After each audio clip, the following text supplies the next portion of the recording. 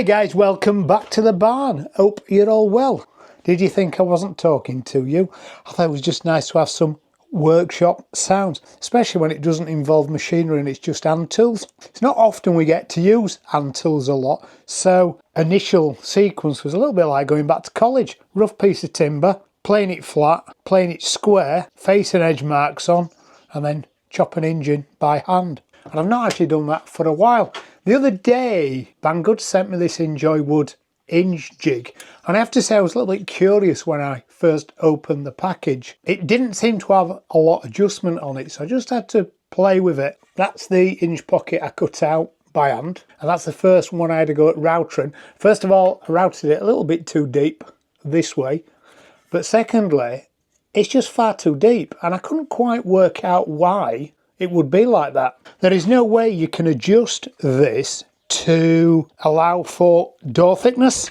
The first pocket I cut in a piece of timber that's 44mm, so basically 1 3/4, which represents a external door, and it's too deep unless you can find one of these hinges that's really deep and the knuckle is set a long way from the door. But certainly from my experience of joinery in the UK, them kind of hinges are not that common. And then I cut this piece of timber down to 35mm, which represents the thickness of a standard internal door. So going back a long time ago when I was a working joiner in the 90s, it was quite popular that people was changing their flush internal doors to a more decorative one, usually the colonial style door with the 4 or 6 panel doors. These things were like compressed cardboard, looked like a timber finished 35mm, and actually I used to charge £15 per door to fit those. You've got an house with 10 internal doors in and you motored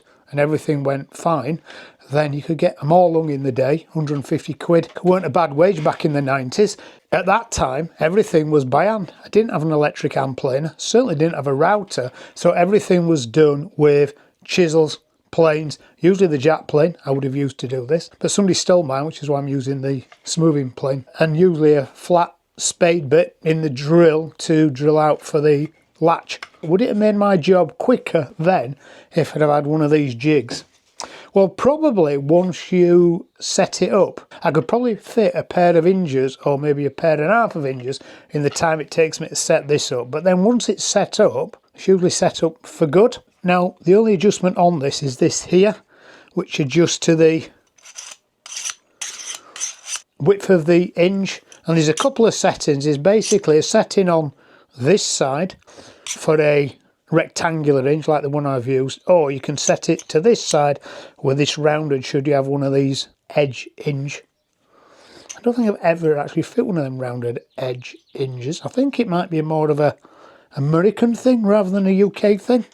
Certainly this doesn't actually work for me here anyway, here as being in France, because the hinges here are totally different. Of course they are, why wouldn't they be? There's just a little metal strip that sits central in the door, but the door are on them pins where you can open the door, or window here, French windows, open the door, lift the whole thing off. That's quite useful now and again, especially if you want to paint the upstairs windows. You can lift the old window off and bring it downstairs, paint it, take it back up and just lift it back on again. In my mind, if you are doing one door, internal door, maybe doing it traditionally is the way to go. If you've got 10 to do or multiple houses to do, then something like this would work. Let me know, have you got one of these? Would you have one of these? Would you use one of these?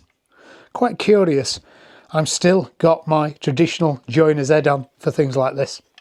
Thanks for watching guys, see you later, bye.